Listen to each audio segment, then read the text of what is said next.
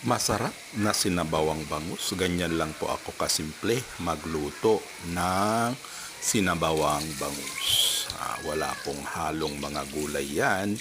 As in ganyan lang. Bawang, luya, saka sibuyas. At saka konting suka, asin, pampalasa. Sapat na para sa masarap na sinabawang bangus. Mga boss ka-idol. Ayan o. Ganyan rin ba kayo magluto ng sinabawang bangus?